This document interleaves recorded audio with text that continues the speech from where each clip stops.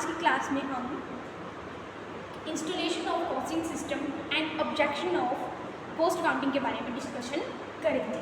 So let's start. मैं आपको ये नहीं बोल रही हूँ कि आप अपनी नोटबुक्स में उतारो, आप मेरी बात को ध्यान से सुन भी लोगे ना तो भी वो आपके लिए बेनिफिशियल है, बट आप मेरे लिए थोड़ा सा टाइम निकालो कि आप मेरी बात को सुनो। और सो लेट्स स्टार्ट गाइस।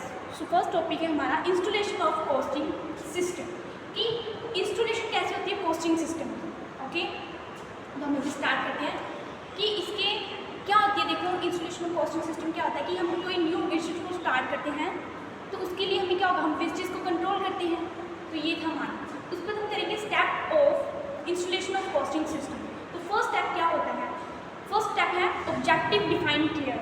जब भी हम कोई न्यू बिजनेस स्टार्ट कर रहे हैं तो उसके लिए हमें क्या होगा, उस ऑर्गेनाइजेशन को बनाने का हमारा क्या पर्पस है, क्या ऑब्जेक्टिव है, वो हमें क्लियर होना चाहिए। ओके, सेकंड है बिजनेस स्ट्रक्चर, कि अगर हम कोई न्यू बिजनेस स्टार्ट कर रहे हैं तो हमें उसके बिजनेस स्ट्रक्चर कैसा है वो हमें पता होना चाहिए। उसके बाद थर्ड पॉइंट है studying of business structure. Studying of business structure में क्या होता है कि अगर हम एक स्ट्रक्चर को दूसरे स्ट्रक्चर के साथ जोड़ना चाहते हैं तो हमें पहले स्ट्रक्चर के बारे में पूरी नॉलेज होनी चाहिए, तभी हम दूसरे स्ट्रक्चर पहले स्ट्रक्चर को एक दूसरे स्ट्रक्चर के साथ जोड़ सकते हैं ना।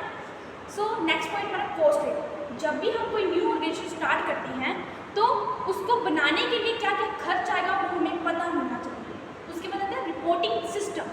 रिपोर्टिंग सिस्टम में क्या होता है, जब हम कोई न्यू ऑर्गेनाइजेशन स्टार्ट कर रहे हैं तो हमें पता होना चाहिए कि हमें रिपोर्ट कौन करेगा, ये भी हमें पता होना चाहिए। नेक्स्ट पॉइंट आता है कोऑपरेशन बाय अदर स्टाफ, कि जो हमारा न्यू ऑर्गेनाइजेशन में अदर स्टाफ होगा क्या वो हमारी हेल्प करेगा या नहीं।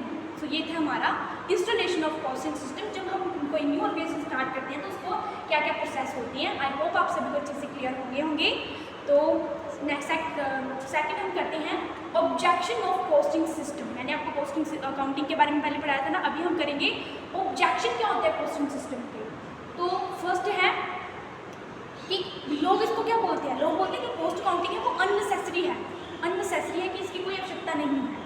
उसके बाद बोलते हैं कि इसके जो ये एक्सपेंसिव सिस्टम है, कि ये खर्चे वाला सिस्टम है कॉस्ट अकाउंटिंग। और लास्ट पॉइंट है इसमें रिजल्ट मिसलीडिंग। लोग इसको बोलते हैं जो कॉस्ट अकाउंटिंग के जो रिजल्ट है वो मिसलीडिंग होते हैं। सो ये था हमारा आज का टॉपिक, जिसमें हमने installation of costing system and objection of cost accounting के बारे में पढ़ा।